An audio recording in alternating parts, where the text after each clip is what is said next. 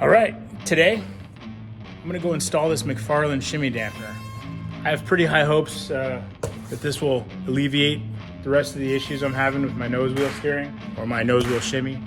I've looked into this product and it's very promising. Let's check it out.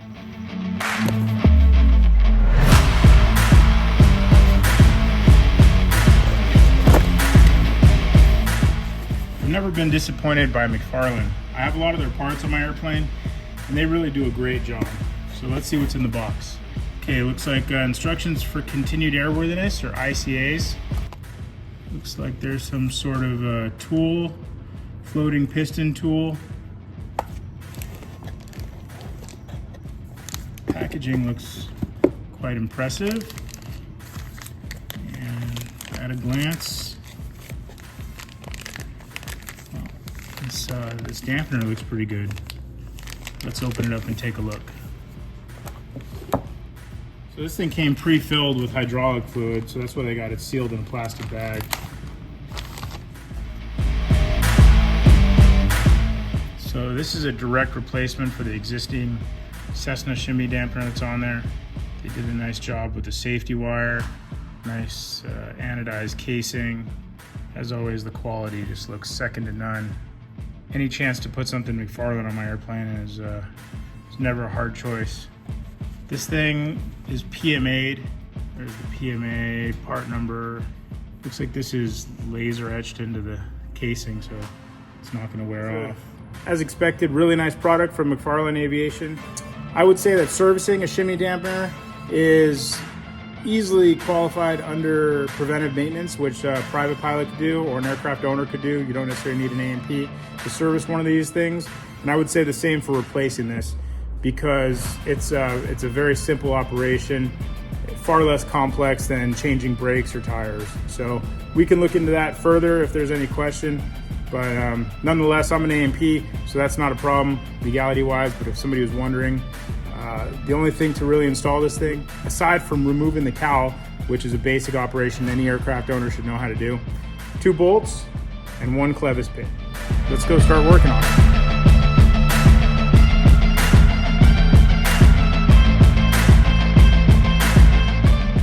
Okay, in my case, I need to remove the cowl, which I've done. You can see the shimmy dampener is right here. It's white, it's mounted, again with 2 bolts, and then the shaft has a clevis pin that's going through it with a cotter pin coming in from the other side.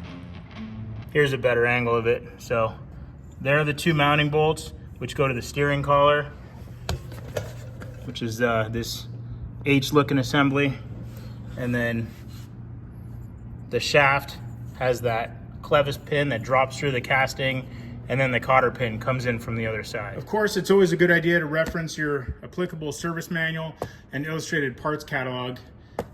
2 very important documents.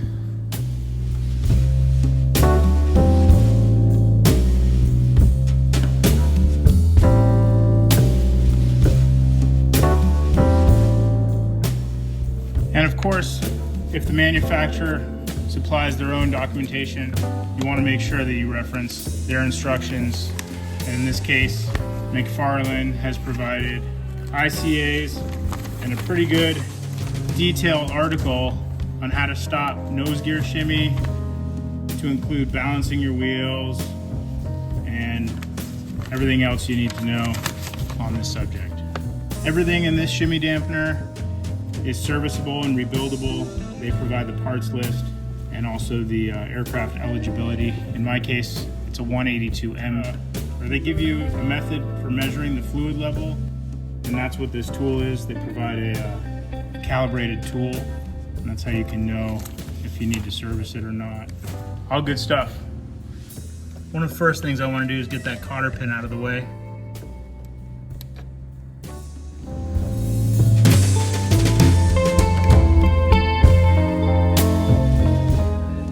Now it's just these 2 bolts holding the body of the shimmy dampener in place.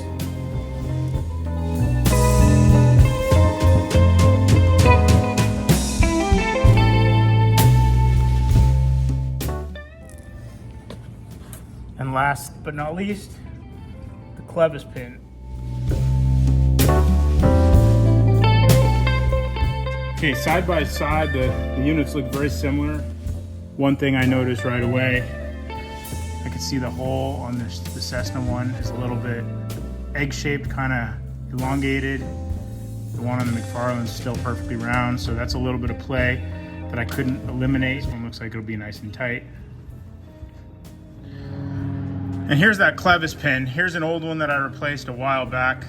You can see that there's a step worn into it from the shimmy dampener working itself forward and back over the years. Here's a brand new one in the Cessna. I don't know if you can see that, but it's not perfect. And in the McFarlane part,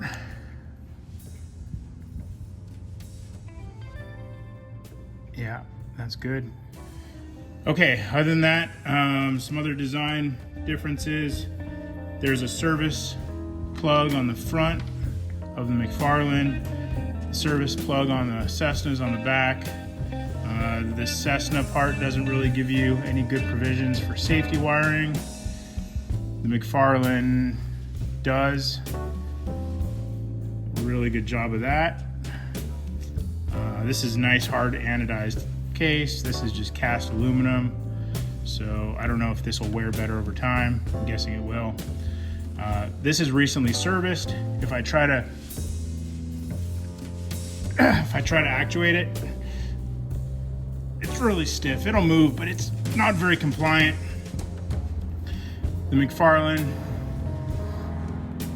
it's pretty stiff also, but once you get it to move, it does move. It's just real buttery and compliant. I don't know how else to describe it. What else? I don't know. That's about all I can come up with for now, side by side. Let's put it on the airplane and see what happens.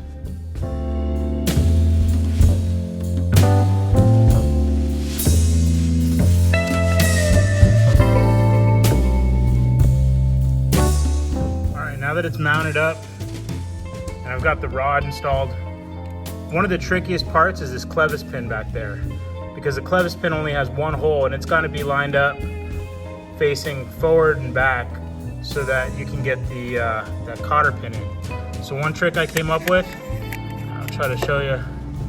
I drew a line on top of it so I can see which way it's oriented with that hole. Now that the stripe is lined up forward and back, I know I can go ahead and drop the cotter pin in and be done with it. Also, I'm not sure if you can tell, but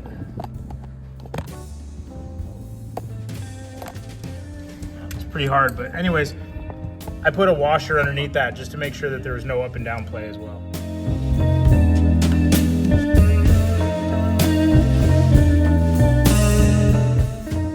So that's it for the installation. Now I just need to put it all back together and see how it works, do a function check on it.